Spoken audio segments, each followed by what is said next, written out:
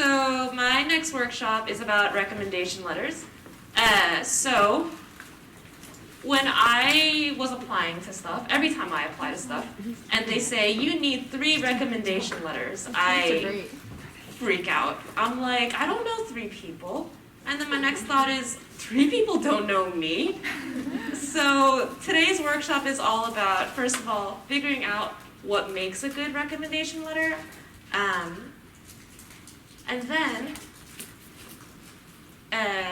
what makes a good recommendation letter, brainstorming who you might ask, what they might say about you, and how you can help them help your application. As always, feel free to pop in with questions.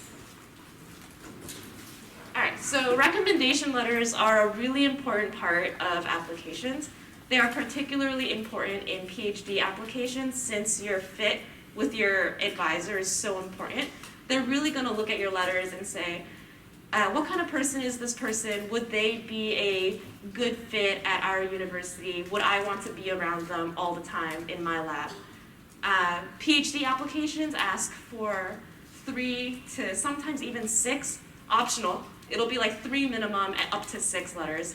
And fellowships will typically ask for 4. So the best case scenario when it comes to recommendation letters is 3 or 100% of your letters come from amazing, glorious, very famous people who say amazing, glorious, awesome stuff about you. The worst case scenario is maybe you literally get 0, or it's like 3 letters from people who secretly hate you, and they're like, oh my god, what a terrible person. The good thing here is we're all somewhere in the middle. So you don't have to be scared. It can be scary just because asking someone to write stuff about you can be scary, but it's scary for everyone. So don't worry about that too much. Letters are also just one component in your application. So if you feel that you don't really know people who might write stuff for you, that's okay. You still have your personal statement, you still have your research statement, you still have your transcript, you have all these different parts. But at the same time, you can kind of make your application cohesive if you strategize your letters a little bit. You can help your writers help you. So first of all, give them enough time to write. This usually looks like about a month in advance. More time is also better. You might also want to give them periodic reminders. There's a lot going on, so it doesn't hurt to say, hey, my letter is due in a week, just wanted to let you know. For me, I think it's a good idea to give a reminder 1 month, 2 weeks, 3 days, and maybe the day of if they haven't submitted it yet. And that happens. Sometimes people don't submit your letter well in advance. It can be stressful. It was stressful for me. But just know that these things happen, and especially if you're asking professors for letters, they are very used to writing letters for people. So they kind of know what's going on. You don't have to be too stressed out about it, but do make sure to keep an eye on what's going on. You can also prepare a little information packet about yourself. So this kind of looks like telling people, how did you work together? What have you done? What are you applying to? And what are the deadlines for all these programs? Having everything all in one spot can really help a lot. And this is the kind of thing we'll work on today. So my goal today is to help everyone think about recommendation letters, start writing this down, and then maybe you can go home, type it up, and then literally give people what you've written today. Another note, don't be afraid to ask for multiple letters. Especially if you're applying to multiple programs, you might ask for something like even 10 letters or something like that, and that might feel scary, but people know what they can handle. They will say no if they can't handle it, so, of course, be polite, but just ask. Don't stop yourself from asking just because you feel like you're asking for too much. Professors especially are used to writing for many letters for many people. All right, so here's the interactive part of the workshop, if you've got your pen and paper. The first thing I want you to do is think about anyone you've ever worked with. This can include professors, research advisors, employers, club advisors, postdocs or PhD students, internship supervisors, TA supervisors, really anything. Don't limit yourself. Brainstorm. Go ahead. Okay, can we go to the next step? First, did anyone write more than 0 names? More than 0? You're in a better spot than I was when I first started applying to stuff. I couldn't think of anyone. Yay! All right, next up. Okay, so now it's time to think about you. So what are some things about yourself that you want your recommendation letters to emphasize? This might be research experience, like did you work on a project with someone? Teaching experience, like were you a TA for somebody? Leadership, compassion, dedication for something, any particular motivation that someone might be able to write about, past projects, your personal background, how quick you are at learning. An extra special bonus point if you're able to take these same qualities and incorporate them somehow in your personal statement. You can kind of pick out pieces and emphasize them throughout your application and make everything much more cohesive. Go ahead and brainstorm a bunch of stuff. You don't have to think about your people yet, just think about yourself. So now kind of compare both the lists that you just made and try to circle people from your first list that can talk about the stuff from your second list. You don't need to limit anything, but 3 is about a good number. And definitely include anyone who has supervised you in a research capacity, if you have someone like that. Now, for each person that you circled in step 3, we kind of want to do a deep dive on them. So for each person, list how you met and what you worked on together. So that might mean like all the projects that you've done. And from there, you can even list out what skills that you developed and what challenges you faced and how you faced them. It might be that you TA'd for someone and you dealt with X number of students and had office hours X number of times throughout the semester. Be sure to include as many details as you can. More details the better, because you can always kick them out later if you don't like them. And also just know that not every single person has to cover every single thing that you want to highlight about yourself. Even more helpful is to just include dates, but you don't have to do that right now off the top of your head. You have done more than you think you have. I'm sure a lot of us here are really good at just dismissing how much we've done. But you've done a lot. And I've seen people like scribble, so I'm very happy. Is anyone else, good or bad? We can talk about either. Yeah?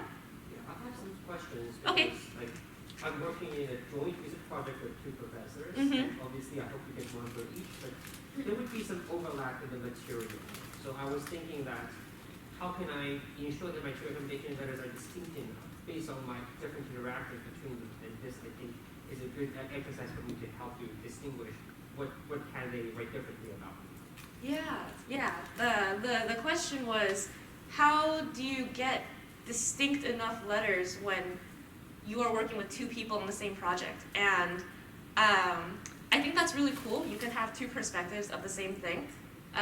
It depends on how different they actually are. Like maybe they're from 2 different disciplines or something.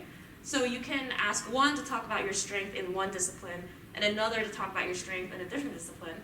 And if you have like separate meetings, then they have essentially seen 2 different parts of you, just because you're not going to be the exact same every time you show up somewhere.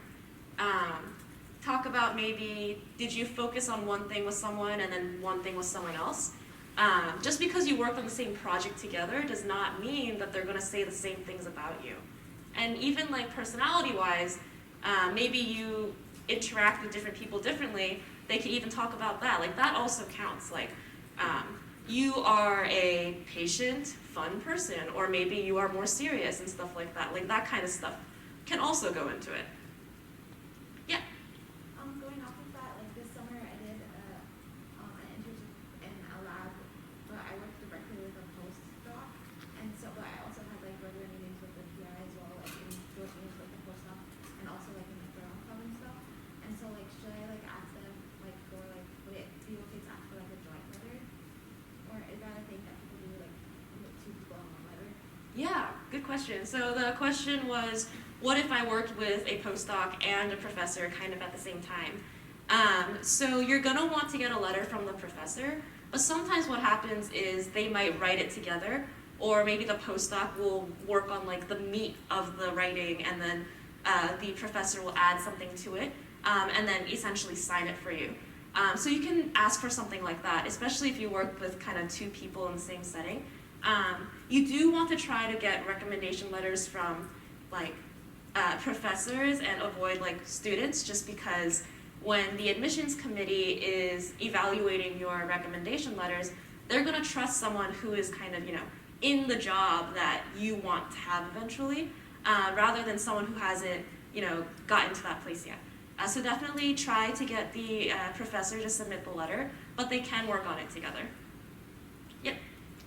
Yeah. Okay. So another question that I had is, what if I have not worked on 3 different research projects with 3 different professors in this case? So some of them would have to come from other sources. Mm-hmm. And in a PhD application, of course, the research aspect is the most important. And if that is not evident in one of the letters, what other properties should that letter include?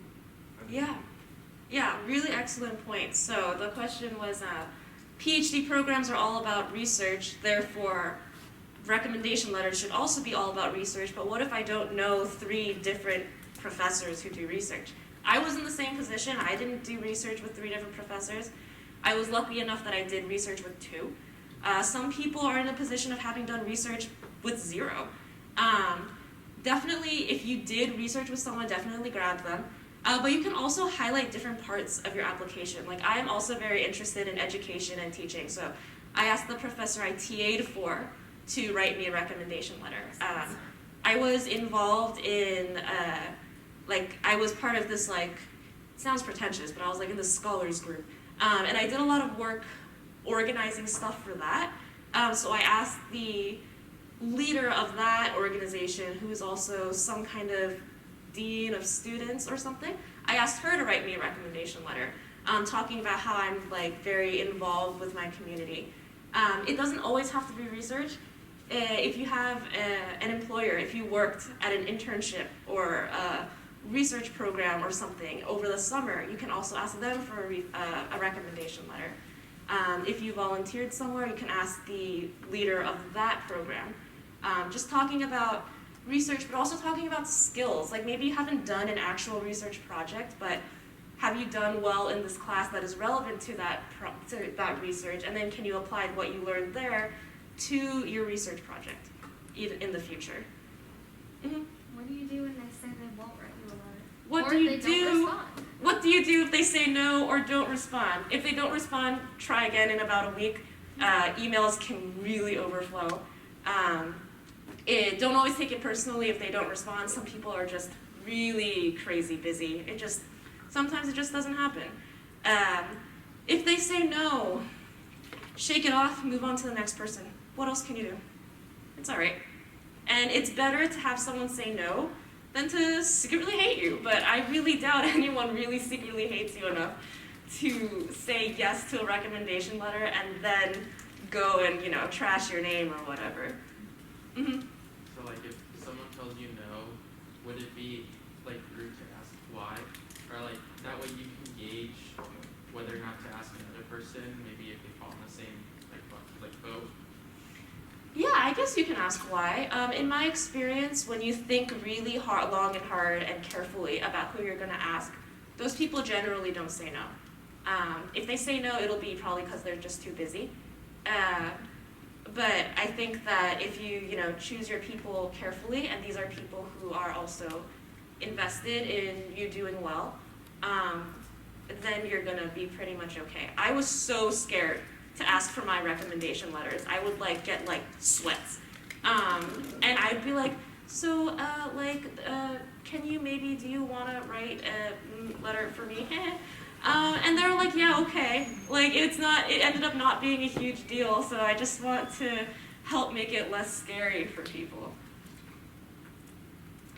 If you feel like you haven't talked to your recommendation letter writer in a long time, you can schedule a coffee chat, catch up a little bit, tell them about what you're doing, ask them for their own advice, and then at the end, if it feels right, then you might want to say, hey, can you write me a recommendation letter for this thing that I'm applying to? There was a question over here? Oh yeah, what if you do a lot of your research work independent? I don't see my PI that much. What if a lot of your work is independent? Then this info packet will be super important. If people don't see what you're doing, it's hard to talk about that. So be as detailed as you can. Write out, so I like bullet points. So I would start out by quantifying everything you've done with like an action verb. So maybe you reviewed 10 papers about this subject. Maybe you connected this concept with that concept. Maybe if you were stuck on a bug for like a really long time, maybe you troubleshot that by looking it up online, asking other people, trying this way, that way, and this other way. You've done more than you think you have. Big theme today. Just write all that down. Afterwards, go through and filter out the important stuff or the big themes, and then maybe have a conversation with them and say, like, this is what I've done under your guidance. Can you highlight these things in my application? Another question? Would there be professors who don't like when students tell them what to write? I wouldn't view it as necessarily telling them what to write. It's more of giving them information that's easy to access. I mean, so like think about like maybe you have a sibling or you have a friend or something like that, and they ask you to write a peer recommendation, and all you have is like your blank Word document. It's so hard to just remember things that they've done, even if you know them super well. So if you just compile a bunch of information for them and they have it like right in front of their face, it's just meant to be easy. It's not meant to be like, oh, this is what you must write. Is there like, because I'm concerned of like what if like what I think I've done like amazingly, like is something that they don't really care about that much, or what if like something that I've done amazingly they don't like even know about, like will they even, like I work with a doctorate student on that, like would they even be happy to write about like those kind of things that they're not directly? Would someone who's not directly engaged with my work be excited to write about it? Did you want to respond to that? Yes. So I think a common trend for professors who basically ask graduate students to supervise me would be that they will go over with the graduate students how to do what they want. And I think that's also going to happen when one writes recommendation. And very still, maybe you can have the postdoc graduate student co-sign the same recommendation. Because like let's say there are things that I work directly with the professor with, and things that I work directly with the doctor student with, but maybe there are things that I work with the doctor student that are like I personally think are more amazing, but like how comfortable would a professor be eager to write that versus just write about something during like our interaction? Well, you can't exactly control what they're going to say. So if it really turns out that what you care about and what they care about are different, you can't really tell them like, hey, write about this thing. But you can give them the information and you can tell them that you care about this. And they'll probably take it into consideration. I think beyond that, you kind of just have to let them do what they're going to do. Also, like, people writing recommendation letters for you, like, probably like you, right? Like, you're not gonna, who's gonna write a letter for you and they, like, don't actually like you? So, don't worry too much about that either. I don't think anyone's really out here to tank you, you know. It can be scary because it's like, how do I brag about myself? Like, I'm kind of just a regular goofy goober, but you're gonna be okay. That's the main message here. Yes?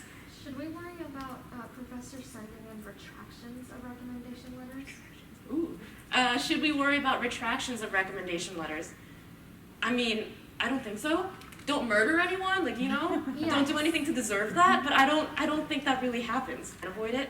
I know that there's a lot of anxiety surrounding recommendation letters. I know it because I went through it too.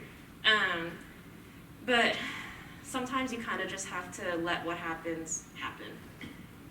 And this is the way that you can have the most autonomy over it. After that, there's not much you can do. But at least this is better than just sending people out into the universe having no idea what's going on. It's all about just knowing what's happening, knowing the details a little better. This to me feels a lot like a lot of things in life. It's the kind of thing where you dwell on it, but other people are not thinking about it so much. So when you think about, like for me, if I'm asked to write a recommendation letter, the pieces that people give to me, what that helps, I just don't remember. Like I have to, like what year did they do this? Was this in 2018 or 2019? If that's in the letter, like it's a lot easier for me to just start it. It's the kind of thing that I might just kind of put off because I'm like, oh, I have to pull all this information because I don't really remember.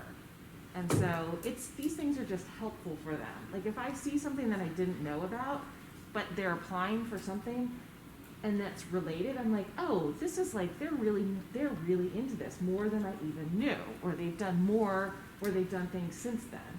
And that actually just, it reinforces what the recommendation. It's like, they didn't do this under me, but I can see that they're very serious about this.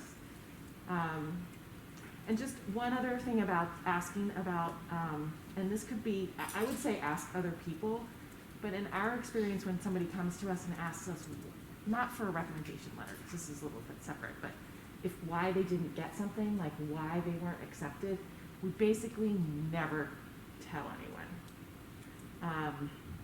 You could ask around, but we have a lot of applications to a lot of different programs, and there's just a ton of people who get rejected. And mostly it's just a numbers thing. It's kind of magic, you know. I mean, I don't really have an answer for people, and if I did have an answer, it's like asking somebody who breaks up with you. Like, they don't tell you the truth. They just don't like you that much, you know? And it's not something that's gonna really be informative, I don't think.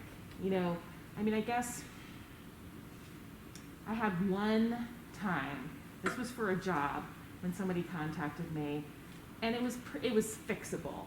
He just had typos in his cover letter, and it was like for an accounting position. And I'm like, this is kind of a precise job. Like, a typo is gonna kind of kill you. And the only reason I gave him the answer was he already worked at Penn. And I was like, so I felt like, hey, you work at Penn, I work at Penn, I'm gonna help you out. Have somebody else read your cover letter. And then next time you might make it further. But mostly, I would just let it go. And most of these like recommenders are not out to, they don't think about you that much. You know, they've had a gazillion people, they think you're good, and that you want to give them the information so that they can like really help you on their way. People want to help you. Sorry, that was my 2 Please, cents. everyone listen to Heather. Heather writes recommendation letters. I've never written one in my life. I have simply asked for them and agonized over it. This is what helped me. I hope it helps you. Also, I feel like people don't really have the time or energy to go out of their way to like drag you down. So think about it like that. Like if you ask someone to do something and you know they're a busy person, they're not gonna be like, oh yeah, let me fun Sunday afternoon activity. I'm gonna go like tank this person's chances of achieving their dreams. Nah, it doesn't happen. We're too busy. A bad letter doesn't say bad things. It usually just doesn't say, it's just not very original. It still says good stuff, but it just says it in a totally normal way. It's like, you know, so-and-so did great work for me the summer of blah, blah, blah. Like it's just not that. A good letter is like detailed about how you're one of the top people, blah, blah, blah. You know, that you show this commitment. They might even talk about something else that you do, like science outreach or some other kind of interest that they find it makes you really well-rounded. So I've never seen a letter that's literally, I've never seen a letter that's like, this person's, you know, lazy and like, they just don't, those people, they don't come up. Like, I've never seen a letter that tanked somebody, never. Of course, the final step now is to go ahead and ask for your recommendation letters. One trick you can do is to ask for a strong recommendation letter. You can say, do you feel comfortable writing me a strong recommendation letter so you can, know if they're gonna write you like that really good one that you really want. Of course, that stressed me out. I asked for a regular recommendation letter, no toppings included. But that is a strategy that some people recommend. If you can't get face-to-face time with them, you can also email them. I emailed a couple of my recommendation letter writers, and that was fine. And be sure to say thank you and update them when the application season is over. we had a lot of questions before. We can go ahead and continue with the questions. Did anyone have anything? Mm-hmm. This isn't so much of a question, but one of my professors that I asked said that what she does and what she did for me is send me a copy of the letter that she sent. So that could be a good thing that you can ask, or they might just do it automatically to just see what was said. So that was helpful to me. Yeah, so some people will send copies of the letter. If they're open to it, you can, well, I think it depends on the person, because a lot of the times they'll ask you to waive your right to see it. I wouldn't recommend asking to see it, but if they show it to you and they ask for feedback, then I would say, yeah, go ahead and do what they're comfortable with. I had someone who wrote me a recommendation letter, sent it to me. I cried a little bit. I asked them to talk a little bit about how teaching is important to me, and it went pretty great. So that happens sometimes as well. Mm-hmm. Like, I've heard of like people like writing their own letters and then sending it to people and then a PI just like signing it. Like, is that like a thing that like really happen? Oh, so how often do people write their own letter and then have someone else sign it? I have heard of this happening. It hasn't really happened for me, so I don't think it's very common. I guess it does happen, and you kind of just have to pretend that that you're the professor. And if this makes you a little bit uncomfortable, you can just remember that they're not going to sign something that they disagree with. So even if a lot of it comes from you first, this person is still going to review it, make whatever changes that they need to, and then send it in under their own identity. I don't think it's very common though. Is it, Heather? I worked for the head of the ID division here at Penn, and he had everybody write their own recommendations.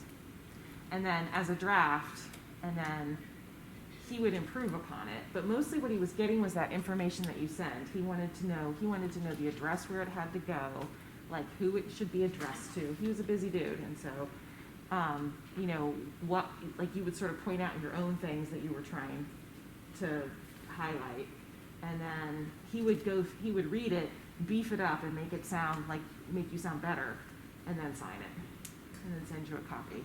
So I have heard of that, but he's also, I don't know if that's the norm or not. It was the norm for him. Yeah, I feel like it's not the norm in general, but they might just be looking for like a template, essentially, a starting point.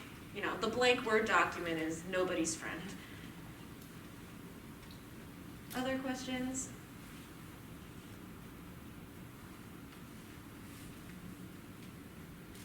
Okay, I hope this was really helpful. Let me know if you want to talk individually.